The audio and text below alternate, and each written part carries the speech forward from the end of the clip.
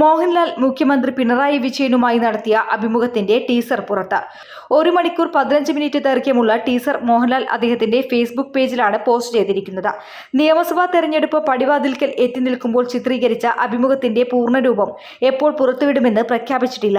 കണ്ടും മിണ്ടും ഇരുവർ, ജനങ്ങളെ നെഞ്ചിലേറ്റിയ രണ്ടുപേർ എന്ന ടാഗ് ലൈനോടെയാണ് അഭിമുഖം. മോഹൻലാൽ ക്ലിഫ് ഹൗസിൽ വന്നിറങ്ങുന്ന ദൃശ്യത്തോടെയാണ് ടീസർ ആരംഭിക്കുന്നത്.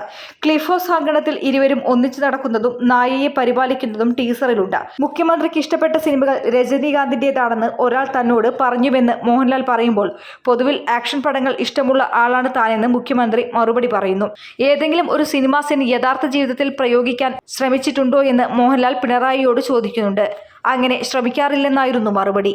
എന്തിന്റെയെങ്കിലും പേരിൽ പശ്ചാത്തപിച്ചിട്ടുണ്ടോ എന്നായിരുന്നു മറ്റൊരു ചോദ്യം. തനിക്ക് മർദ്ദനം ഏൽക്കേണ്ടി വന്ന അനുഭവമാണ് പിണറായി പറയുന്നത്.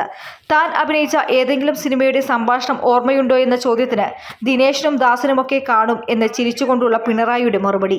ഇത് കേട്ട് മോഹൻലാലും പൊട്ടിച്ചിരിക്കുന്നു. എന്റെ കേരളം, അങ്ങയുടെ കേരളം, നമ്മുടെ കേരളം എന്ന മോഹൻലാലിന്റെ ഡയലോഗിന് മുഖ്യമന്ത്രി കൈയടിക്കുന്നതായും ടീസറിൽ കാണാം. മുഖ്യമന്ത്രിയുടെ ഔദ്യോഗിക വസതിയായ ക്ലിഫ് ഹൗസിൽ അതീവ രഹസ്യമായിട്ടായിരുന്നു അഭിമുഖത്തിന്റെ ചിത്രീകരണം. സംവിധായകൻ ടി കെ രാജീവ് കുമാർ ഉൾപ്പെടെയാണ് അഭിമുഖത്തിന്റെ പിന്നണിയിലുള്ളത്. News desk media vision. എൻ്റെ ഫസ്റ്റ് ഡെലിവറി ഇവിടെ തന്നെയായിരുന്നു, നിസാർ ഹോസ്പിറ്റലിൽ തന്നെയായിരുന്നു. അതൊരു 6 വർഷം മുന്നേ. അപ്പോൾ അത് സാധാരണ ഒരു നോർമൽ ഡെലിവറി ആയിരുന്നു. പക്ഷെ അതിന് സാധാരണ പെയിൻ അത്ര സഹിക്കണ ആളല്ല. അപ്പോൾ അത് കാരണം ഭയങ്കര ബുദ്ധിമുട്ടായിരുന്നു എനിക്ക് ഫസ്റ്റ് ഡെലിവറി. സെക്കൻഡ് പ്രഗ്നൻ്റ് ആയപ്പോൾ ഞാൻ വിചാരിച്ചിരുന്ന എപ്പിഡ്യൂറൽ ഒരു നല്ലൊരു ചോയ്സ് ആയിരിക്കും. അപ്പോഴാണ് ഞാൻ അറിഞ്ഞത് നിസാർ ഹോസ്പിറ്റലിൽ എപ്പിഡ്യൂറലുള്ളൊരു കാര്യം. അപ്പോൾ പിന്നെ ഞാനും ഹസ്ബൻഡും കൂടി അങ്ങനെ തീരുമാനമെടുത്തു. ഞാൻ എടുത്ത തീരുമാനം വളരെ കറക്റ്റായിരുന്നു എന്ന് എനിക്ക് പിന്നെ എൻ്റെ ഡെലിവറി കഴിഞ്ഞപ്പോൾ തോന്നി. കാരണം ഞാനൊന്നും അറിഞ്ഞില്ല. ആദ്യത്തെ എൻ്റെ ഡെലിവറി ഞാൻ ഒരുപാട് പെയിന് സഹിച്ചിരുന്നു. പക്ഷെ ഇപ്പോഴത്തെ എൻ്റെ ഡെലിവറി ഞാൻ ഒന്നും അറിഞ്ഞിട്ടുണ്ടായിരുന്നില്ല.